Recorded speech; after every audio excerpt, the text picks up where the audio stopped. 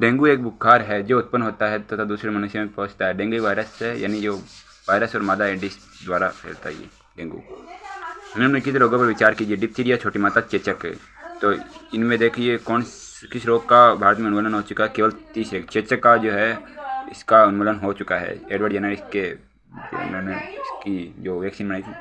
उसके बाद में निम्नलिखित कथनों पर विचार कीजिए। उष्णकटिबंधीय प्रदेशों में जीका वायरस से रोग उसी मच्छर द्वारा संचरित होता है जिससे डेंगू संचरित होता है। सही बात है।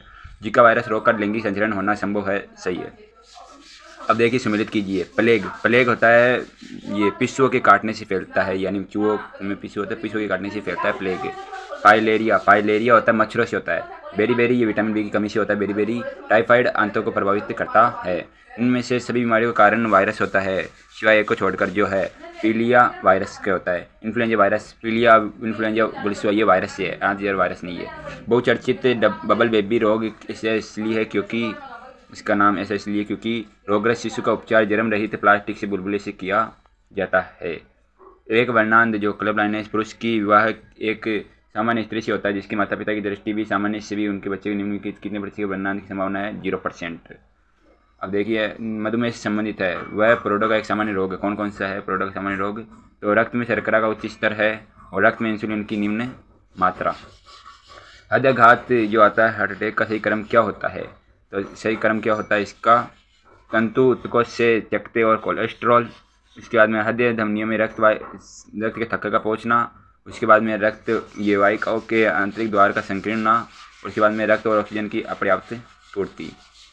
अब है ये रोग है यानी कैसे फैलता है ये देखिए। मेरेस्मस ये कुपोषण है, तो मेरेस्मस किसकी?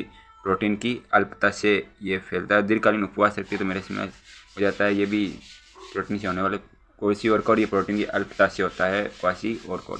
दोनों कुपोषण है मेरेस्मस और क्वासी और कोर। मेरेस्मस में पतला हो जाता है, क्वासी और कोर में मोटा। टीबी जीवाणु संक्रमण है और हेपेटाइटिस विषाणु संक्रमण है।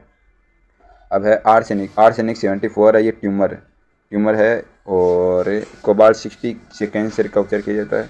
आयोडीन 131 थायराइड ग्रंथि की सक्रियता होती है, आयोडीन 131 है। और सोडियम 24 है रक्त व्यक्तिक्रम। शरीर में किस स्थिति को कैंसर कहते हैं? सेलों का अनियंत्रित बहुगुणन होना, इससे स्वस्थ सेलों का दम घुटना और अंततः मृत्यु होना कैंसर कहलाता है। हीमोफोलिया आनुवांशिक रोग। डायबिटीज के साथ हार्मोन की गड़बड़ी से डायबिटीज हो जाता है। रिकेटस ये हीनताजन्य रोग है। रिकेटस विटामिन डी की कमी से होता है। और रिंगवर्म होता है कवकी संक्रमण। मानव में गुणसूत्र संख्या 21 की त्रिगुण संतुलन होता है, ये डाउन सिंड्रोम के लिए है। ये डाउन 21 होता है गुणसूत्र। दुर्दम मैलिग्नेंट मलेरिया होता है प्लाज्मोडियम फेलिस्पेरम में। इनमें से कौन सा रोग कवक जनित है? कवक जनित कौन सा है? गंजापन होता है, वो कवक के कारण होता है।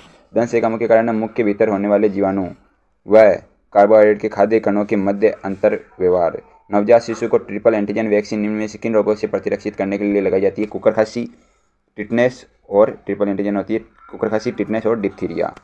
निम्न में से कथनों में सही कौन सा कथन सही है?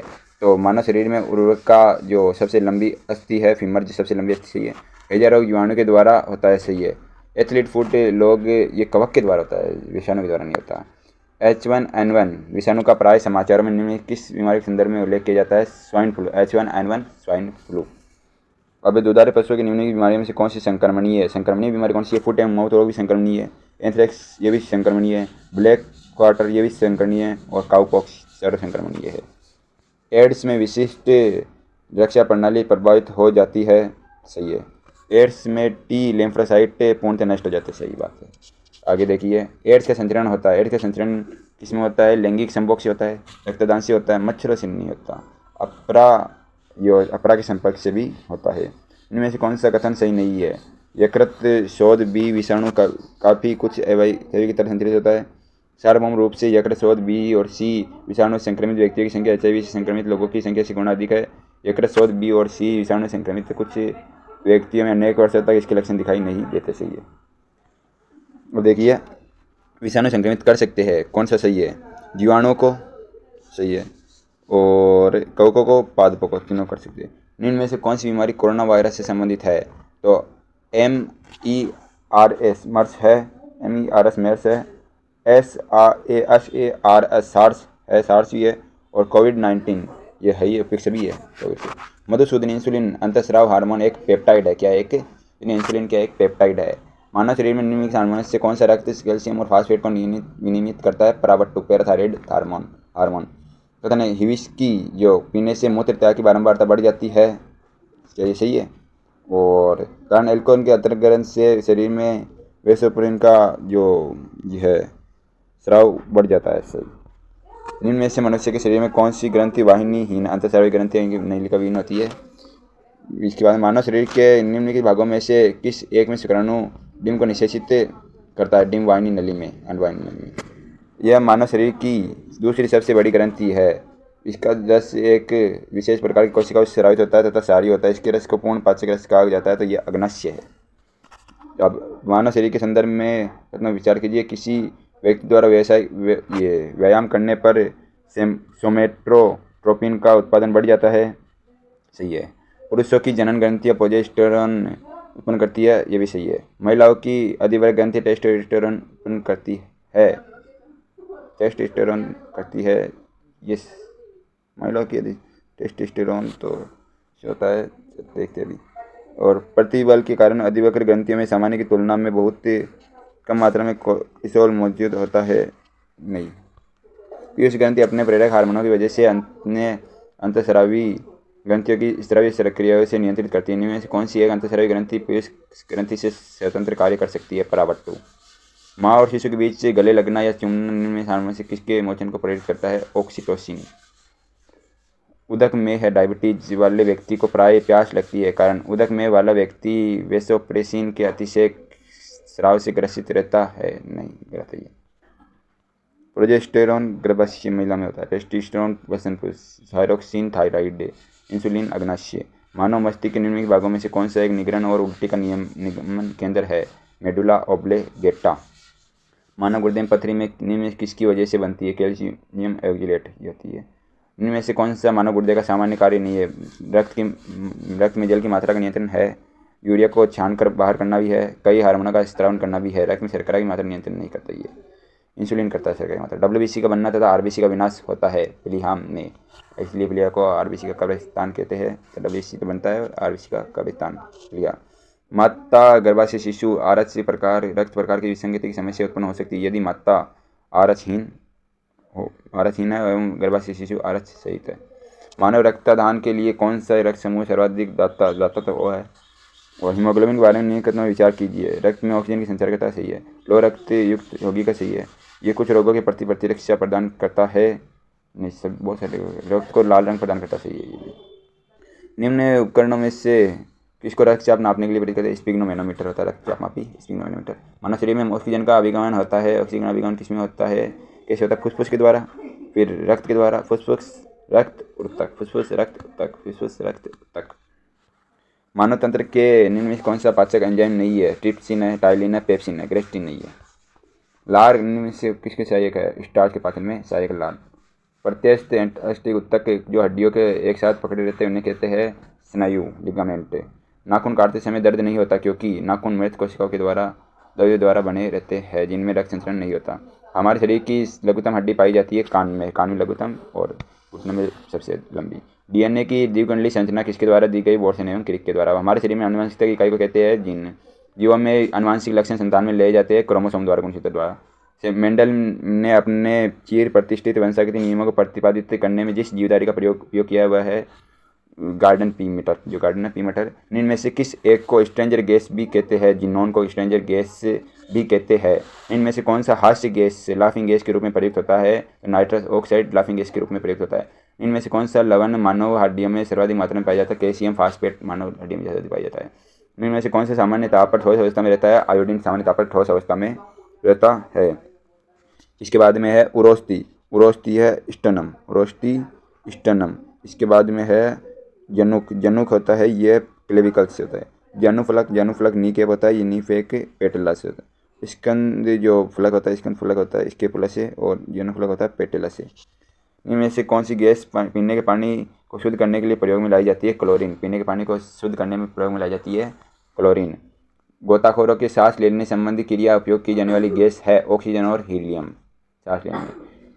इसके बाद में है उपयुक्त नहीं है, तो कौन सा? कठोर जल उपयुक्त नहीं है, पीने के लिए नहीं है, साबुन से कपड़े धोने के लिए भी नहीं है, और वायलर्स के प्रयोग के लिए भी नहीं है, फसल की सिंचाई के लिए भी नहीं है। बंकमिस्टर फुलेरिन है। बंकमिस्टर फुलेरिन क्या है? कार्बन यौगिक का एक रूप है बंकमिस्टर फुलेरिन। इसमें 60 कार्बन परमाणुओं का गुच्छा होता है जो परस्पर पंचभुज या षटभुज से बने बहुफल की संरचना से जुड़े होते हैं। रासायनिक रूप से सूखी बर्फ है। सूखी बर्फ क्या है? N2O ये होती है। और जो ठोस कार्बन डाइऑक्साइड। स्टेनलेस स्टील मिश्र धातु है लोहा, क्रोमियम, मैग्नीज एवं कार्बन। इसके बाद में पीतल, तांबा, यानी कि बताना इसमें कौन कौन से रिएक्शन करे। कौन से रिएक्शन सही है? तो पीतल, तांबा तथा जस्ते की मिश्र धातु है, सही है। इसके अलावा पार रहित सम्मिश्रण वे पदार्थ जिनमें पारा अनिवार्यतः सम्मिलित होता है। निम्नलिखित धातुओं में कौन सी एक अम्लगम नहीं बनाती है? तो जस्ता बनाती है, तांबा बनाती है, ये मैग्नीशियम भी अम्लगम बनाती है, लोहा नहीं बनाती। इस धातु से बनाई मिश्र धातु को हवाई जहाज तथा रेलवे के डिब्बे के पुर्जों के काम में लिया जाता है, एल्यूमिनियम के। जस्तेदार लोहे की चादरें जंग से बची रहती है क्योंकि उनमें निम्नलिखित परत विद्यमान होती है जसत की। निम्न में से किस धातु को प्राप्त करने हेतु बॉक्साइट आवश्यक है? एल्यूमिनियम। प्लास्टर ऑफ पेरिस रासायनिक रूप से है कैल्शियम सल्फेट। संसारण के उदाहरण है संसारण सिल्वर पर काले रंग की परत चढ़ना संसारण है, तांबे पर हरे रंग की परत चढ़ना संसारण है, और लोहे पर भूरे रंग की, लोहे पर भूरा, तांबे पर हरा और सिल्वर पर काला, तांबे पर हरा और लोहे पर भूरा चढ़ना संसारण है, यानी जंग लगना वो है। तो देखिए कौन सा सही सम्मिलित नहीं है? एल्यूमिनियम बॉक्साइट से का आवश्यक है, बॉक्साइट का निकलता है एल्यूमिनियम, और कॉपर का गलत है, जिंक कैलेमाइन से निकलता है, आयरन हेमेटाइट चाहिए, ऐसे हेमेटाइट। इनमें से कौन सा रासायनिक परिवर्तन का उदाहरण है? फ्रीजियम से गुजरने का श्वेत नहीं। सब्जियों को पकाने पर उनका मुलायम हो जाना, वापस वो नहीं हो पाएगा, तो इसलिए सब्जियों को पकाने पर उनका मुलायम हो जाना रासायनिक परिवर्तन का उदाहरण है। एक रंगीन टेलीविजन में 3 आधारभूत रंगों के मिश्रण से रंग बनते हैं। रंगीन टेलीविजन में 3 आधारभूत रंगों से लाल, हरा, नीला। लेंस की शक्ति मापी जाती है, डायोप्टर में मापी जाती है। मानव की सामान्य स्वस्थ आंखों के लिए स्पष्ट दूरी 25 सेंटीमीटर, और निकट दृष्टि दोष को ठीक किया जाता है अवतल लेंस का प्रयोग कर। यानी 3 वर्ड इसमें, अवतल में 4 है इसलिए। तो निकट अवतल और दूर उत्तल। किसी व्यक्ति का पूरा प्रतिबिंब देखने के लिए एक समतल दर्पण को न्यूनतम ऊंचाई होनी चाहिए, व्यक्ति की ऊंचाई का आधा होनी चाहिए। किसी उत्तल दर्पण द्वारा अनंत तथा दर्पण के ध्रुव पर पीत के बीच रखे प्रतिबिंब के बीच की प्रकृति क्या होगी? आभासी और सीधा। भौतिक परिवर्तन का उदाहरण है पानी में चीनी और बनना वापस हटा सकते हैं, तो ये भौतिक परिवर्तन। जब प्रकाश की किरण संघन माध्यम से विरल माध्यम में गमन करती है तो इसकी चाल बढ़ जाती है, यह अभिलंब से दूर हट जाती है। प्रकाश का वेग अधिकतम होता है निर्वात में। दृष्टिपटल रेटिना पर जो चित्र बनता है वह वस्तु से छोटा होता है और उल्टा होता है। रेटिना पर चित्र जो छोटा होता है और उल्टा होता है। इनमें इसकी रंग का सबसे लंबा तरंग दैर्घ्य लाल रंग का सबसे लंबा तरंग दैर्घ्य है। वायु भरे गुब्बारों में हीलियम को हाइड्रोजन की अपेक्षा वरीयता दी जाती है क्योंकि वह वायु के साथ विस्फोटक मिश्रण नहीं बनाता है। इसमें बताना है, यानी कि मानव शरीर सेलुलोज के पाचन में असक्षम है, सही है। मानव शरीर में स्टार्च अपघटक एंजाइम डायस्टेज विद्यमान रहता है, ये भी सही है, लेकिन दोनों एक दूसरे की वाक्य नहीं है, कारण नहीं है इसका। मानव श्वसन क्रिया में वायु के कौन से घटक की मात्रा में कोई परिवर्तन नहीं होता है? तो नाइट्रोजन में कोई परिवर्तन नहीं होता है। हृदय कब आराम करता है? 2 धड़कनों के बीच हृदय आराम करता है। अभी कथन ये बताइए, आपको बताना है। तो ए बी रक्त समूह है के लोग सार्वभौमिक के प्राप्तकर्ता होते, सही है। रक्त समूह ए बी की लाल रक्त कोशिकाओं में कोई एंटीजन नहीं होता है, इसलिए अन्य रक्त समूह के समूह नहीं होते, नहीं, गलत है। शरीर का तापमान नियंत्रित रहता है हाइपोथैलेमस के द्वारा। इसके अलावा ये बताना है, पहाड़ी क्षेत्रों में ग्वाटर ये होती है, घेंगा रोग ये होता है, तो इसको देखिए एक सामान्य बीमारी, सही है। पहाड़ी क्षेत्र में लोगों के भोजन में आयोडीन की मात्रा कमी होती है, इसलिए घेंगा रोग हो जाता है, तो ये सही बात है। कौन सा हार्मोन लड़ो और यानी उड़ो हार्मोन कहलाता है? तो यह है एड्रेनलिन। इसके बाद में जनग्रंथि है, प्रोजेस्टेरोन, पीयूष ग्रंथि है, ये वर्दी हार्मोन, और आग्नाशय से इंसुलिन निकलता है, आदिवर्ग कोर्टिसोल। वृक्क से मूत्र की मात्रा का निस्तारण नियंत्रित होता है हार्मोन किस हार्मोन द्वारा? एडीएच हार्मोन द्वारा पीयूष ग्रंथि में। मानव जनन पथ में पहुंचने के पश्चात मानव उपकरण अपनी नीचे क्षमता सुरक्षित रखते हैं 40 से 72 घंटे। इसके बाद में है, मानव भ्रूण का हृदय कब स्पंदन करने लगता है? अपने परिवर्तन के 4थे सप्ताह में।